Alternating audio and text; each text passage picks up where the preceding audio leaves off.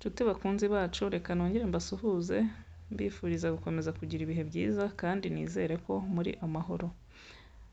Reka mbagezeho ihuro. Menya Huro, igicumbi cy'amateka y'umuganura mu Rwanda.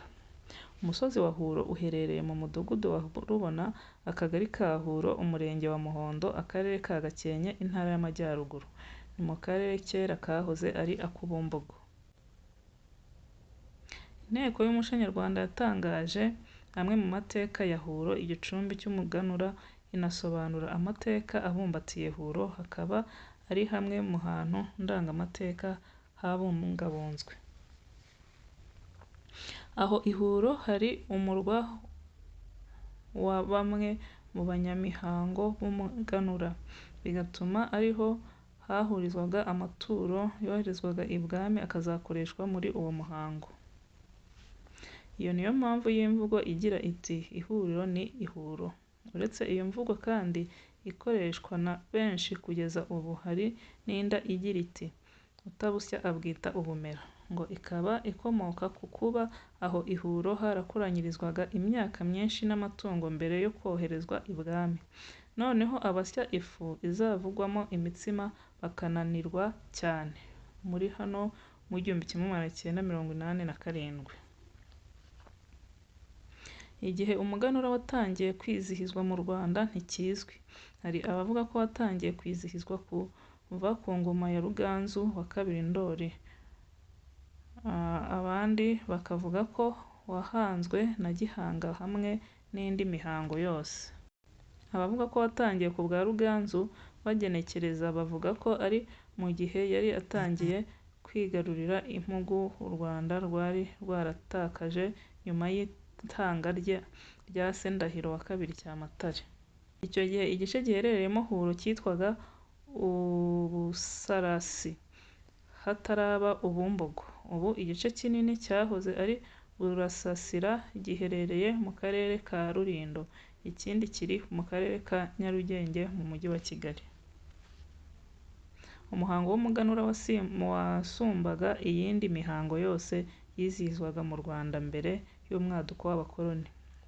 Ku rwego rw'igihugu wayoborwaga n'umwami n'abiru, naho ku rwego rw'umuryango umukuru w'umuryango akaba ari we uyobora imihango. Nubwo ku rwego rw'igihugu umwami ubwe ari we watangizaga umuganura, mu by'ukuri gahunda yose yayoborwaga n'umwiru cyangwa umutware w'umuganura ndetse n'umwungiriza we. Umwiru w'umuganura yabaga ari umukuru w'abiru bo mu Rwanda bose uko bakabaye. Ku rwego rw'igihugu nta munyacyubahiro n'umwe wasumbyaga intera uretse umwami n'umugabekazi bonyine. Yatorwaga mu muryango w'Abatsobe. Ibi bikaba bikomoka ku cyubahiro cyaranzwe umukurambere wabo Rutsobe, bivugwa ko yari umwana wa Gihanga w'Ikinyendaro. Umwiru w'umuganura kandi ni nawe wabaga ari umutware w'umutwe w'ingabo witwaga Gakondo. Bavuga ko waba warashinzwe n'umwami Gihanga ubwe, akaba yarawuraze umuhungu we Rutsobe. Abiru b'Abatsobe bari bafite icyicaro ku musozi wa Kinyambi hafi ya Runda mu karere ka Kamonyi, kandi bakayobora intara y'Ubumbogo nk'abami b'umuhango.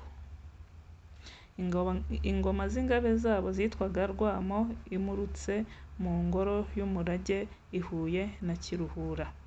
Amazina yabo y'ubwami yakurikiranaga atya: Nyaruhungura, Nyunga, Birega na Rurambo. Umwiru w'umuganura yunganirwaga n'undi mwiru wo mu bwoko bw'Abega n'umuryango w'Abashwere. Yari ashinzwe gahunda zose zijyanye no kubona imyaka, uburo n'amasaka izakoreshwa mu muhango w'umuganura, kandi akagira n'uruhare kimwe n'umwami n'umwiru w'umuganura mu mihango yasohozwaga ku munsi nyirizina w'umuganura. Uwo mwiru yari afite icyicaro ku musozi yigengaho wa Huro, uri mu ntara twavuze yahoze yitwa Ubumbogo bwahoze ari Ubusarasi. Ababiru b'abahinzi banitwaga abo kwa Myaka, ingoma yabo y'ingabe yitwaga Kalihejuru. Ngo bayise batyo kubera ko yahamvuwe mu giti kimwe n'ingabe nkuru Kalinga n'iyindi yitwa Bariba. Bariba iyi imuritswe mu ngoro y'umurage i Huye. Kalihejuru ngo yari kumwe n'iyayo yitwaga Busoro. Abiru b'umuganura b'i Huro basimburanaga ku mazina ya Nyamurasa, Musana na Mumbogo. Mu mirimo ikomeye abanyamihango b'umuganura b'i Huro bari bashinzwe harimo kumenya amaturo agenwa abavubyi muri ako gace, harimo abavubyi bazwi cyane barimo nk'umuryango wakomokaga kuri Nyamikeke. Igihe impeshyi irangira abahinzi bitegura gutangira ihinga, umunyamihango w'umuganura yafataga amaturo, akenshi yabaga agizwe n'inka ndetse n'ibiseke by'uburo, akayatura abavubyi. Nabo rero bakamubwira bati mugende mwitegure ihinga, imvura igiye kugwa. Muri Nzeri imvura ikagwa bagahinga, bamuhaga amasuka abiri, imwe akayikwikirira umugore utari uwe, indi akayikwikirira umugabo.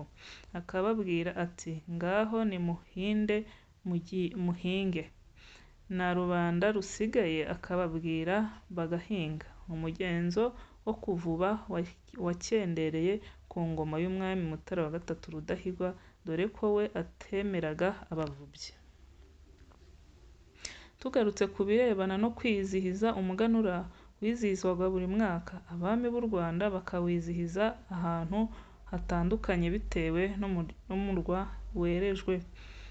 Uwo muhango watangizwaga ku mugaragaro mu kwezi kwa Kanama ukazasozwa mu kwa Kamena k'umwaka ukurikiyeho.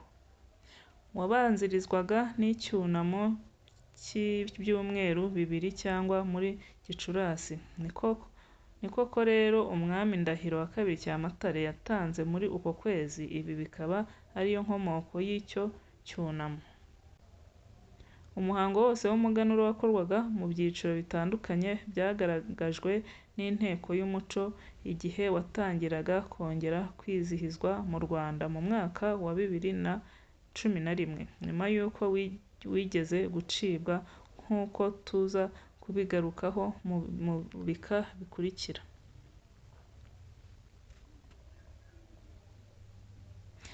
Habimburaga umuhango wo kwaka amasuka ibwami.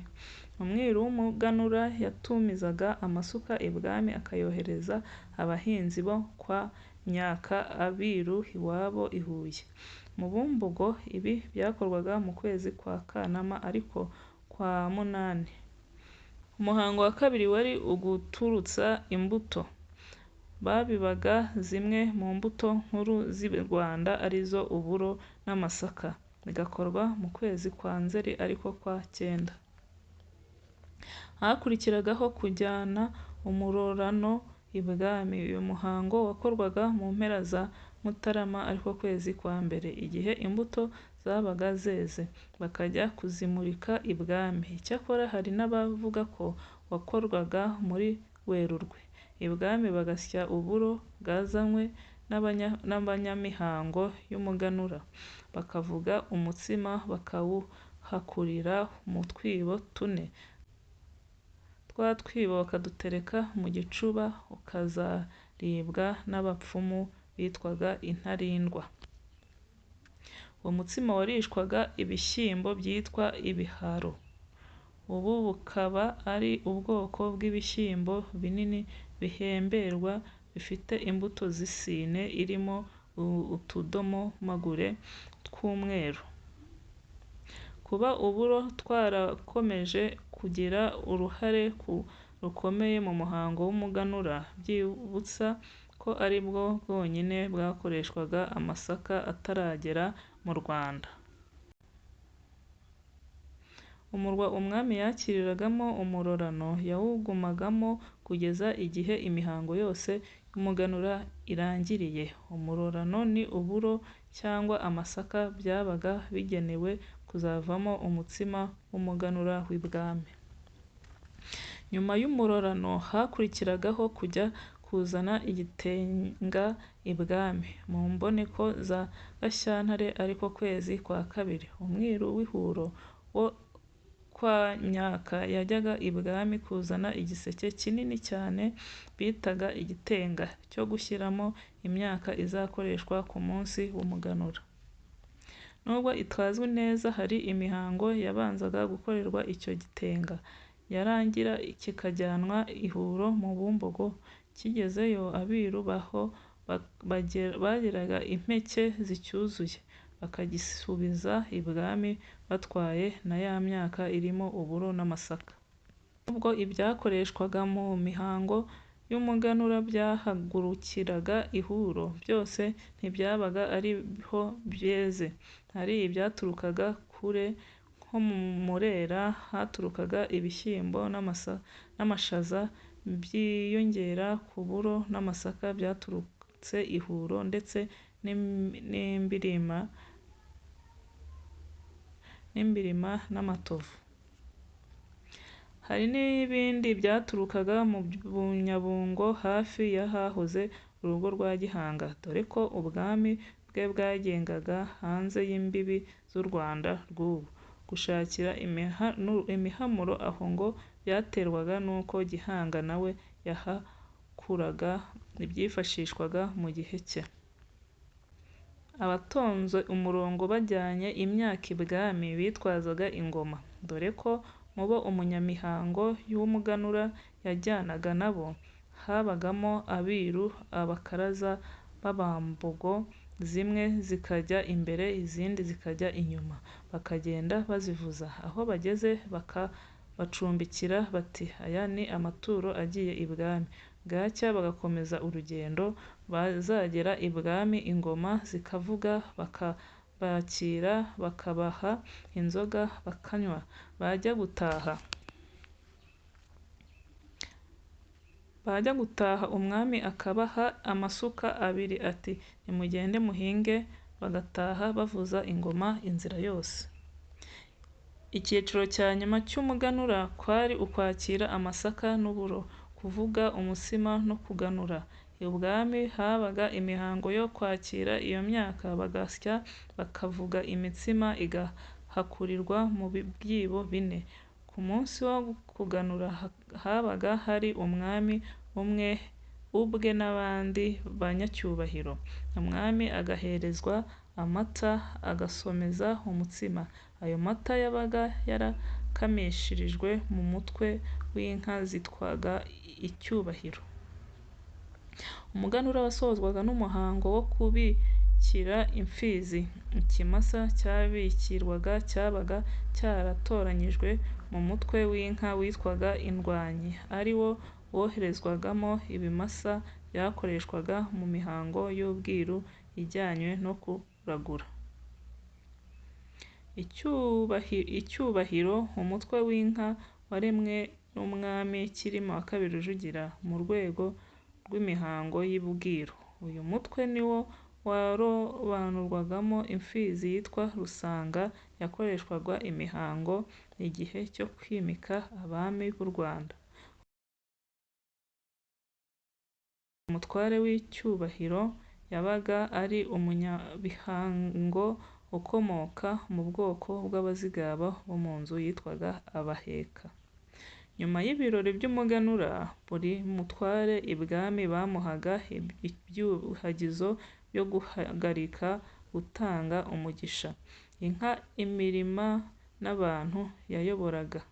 Nawe akajya gucyura ibirori by'umuganura, akishimana n'abaturage ku musozi ayoboye, ari nako abagezeho umugisha w'ubwami. Kuri uwo munsi w'umuganura kandi imiryango yarateranaga umutware w'umuryango akayobora imihango n'ibirori byayikurikiraga. Cyaraziraga kugira uwo wima cyangwa uheza ku munsi w'umuganura, kuko buri wese yagombaga kugira umuturanyi asura. Mu magambo make, kuganura wari umuco mu Rwanda. N'iyo umwana yezaga amasaka, yaragendaga akaganuza umubyeyi we, nawe akamubwira ati ni uko uzagende uhinge weze. Ku butegetsi bwa gikoloni, Ababiligi baje gukuraho umuhango w'umuganura mu rwego rwo kurwanya iby'ingenzi byarangaga ukwemera n'ubutegetsi gakondo mu Rwanda. Mu 1925 baciye umwiru wawo wa nyuma witwaga Gashamura ka Rukangirashyamba, yoherezwa i Burundi.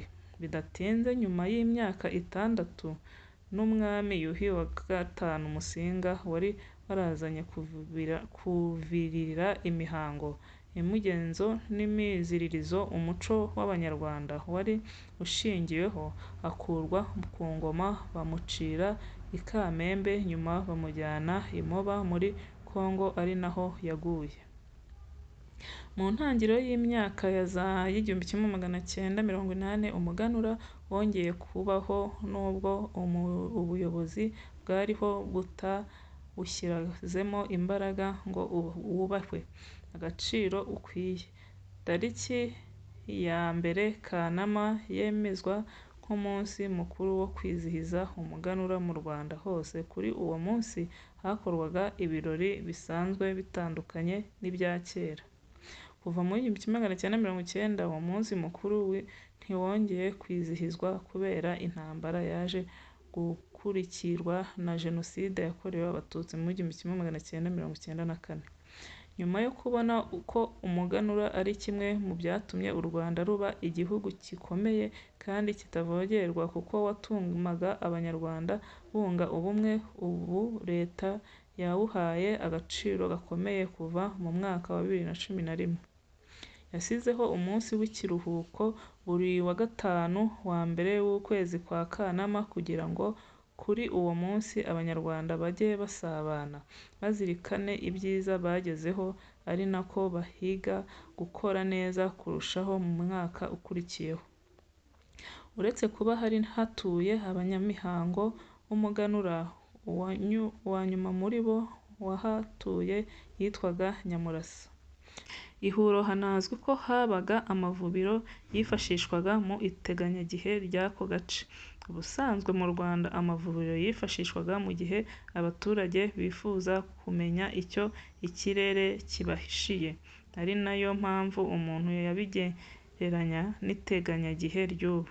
Umwami niwe wari umuvubyi mukuru, nk'uko igisigo cyitwa Urugumye urukanga umwami cyo ku ngoma ya Yuhi wa IV Gahindiro kibigaragaza. Mbese umwami niwe rubanda bategerezagaho guca amapfa mu gihugu, kuko bavugaga ko igihugu kidafite umwami kigomba guteramo amapfa. Iyo hateraga inzara, wasangaga hirya no hino bajujura ngo mbese uyu mwami we aribwira iki? Mbese yabuze abamubwira intsinzi yabyo?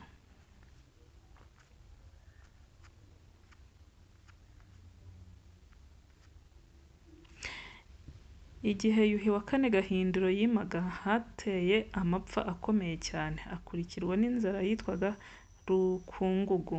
Icyo gihe Gahindiro yari umwana ukambakamba, igihugu gitegekwa na nyina.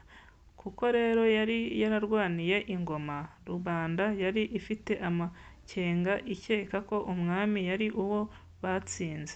Ariko amaherezo imvura yarahangutse, umusizi witwaga Musare atura igisigo cyitwa Urugumye urukanga umwami cyo gukura ubwatsi, kuko umwami abahaye imvura.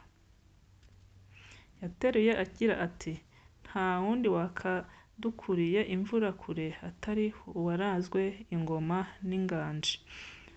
Urya munsi weretse rubanda umwami warazwe, mwami ubuze umwanza. gica urayamuruye mu Rwanda. Icyokere kibi kitwokeje umubiri, uragihoza Muhoza wa twese ishimwe nzabiguhaya. Gica-bworo imvura wayirariye rubanda, kirabya bayicira imoko ku ijuru. Uzibya amabere umuvubyi, Kivomo cya Gahenda ukawuzibura. Wigirira ubwira n'umwete, uyifitiye mu mutwe utwambariye ishyira. Iyo inkuba yatawe urayihabuye, Bwenge urushya abandi. Imvura wayikurikiye ubutayisiga, uti nimuhumure rubanda, mbahaye uw'ejo ngacyura imvura, Cyilima akadukanda uwo mu ruho. Wowe mu kuguha yaragukuriye inyuma, kugira Ruganda rwa Ruganzu ntiyagusangiza. Mu kuguha ingoma igukiza ibigereka, ikugira umwami wenyine, irakwita izina mwami ntiryakuka. Ayo ni amagambo amwe agize icyo gisigo yerekana ko umwami ari we muvubyi abandi bagenderagaho. Uretse abavubyi, hari n'abavumyi bavumaga ibyonona imyaka nk'inzige, inyoni n'ibindi. Hagatangwa ikoro ry'umuvumyi, hakaba n'isororo ry'umuvumyi. Ihuro ubu hasigaye ivubiro rimwe rikigaragara, ni akabindi abagaturiye bavuga ko kaba karahatabwe na Nyamikenke ubwe. Iryo vubiro rikikijwe n'agahuru nako bigaragara ko kamaze igihe, dore ko n'abahinzi iyo bahinga batacyegera. Mu bavubyi bakomoka muri ako gace bamenyekanye cyane nyuma ya Nyamikenke, twavuga nk'umuhungu we Munyaruko, binavuga ko yari umutasi ukomeye w'ibwami. Ivubiro ry'Ihuro. Hafi ya Huro kandi mu murenge wa Coko hari ahandi hari hazwi cyane mu mateka y'u Rwanda nk'i Buzinga-Njwiri cyangwa Imbirima na Matovu. Aho Imbirima na Matovu bavuga ko habaye abami batandukanye barimo Kigeli wa kane Rwabugili, Mutara wa kabiri Rwogera, Yuhi wa gatanu Gahindiro ndetse na Mibambwe wa gatatu Sentabyo. Naho mu mpinga ya Buzinga-Njwiri niho hari ingando y'umutwe w'ingabo zarindaga urugo rw'umwami rw'Imbirima na Matovu. Nizere ko musobanukiwe imvugo cyangwa ahantu hitwa Ihuro, ibyahakorerwaga ndetse n'uko umuganura wategurwaga n'inkomoko y'umuganura. Kandi n'ubu ngubu turacyaganura kuko turahinga tukeza. Ngaho nimukomeze mugire ibihe byiza, Imana ibarinde, ndabakunda, ciao ciao.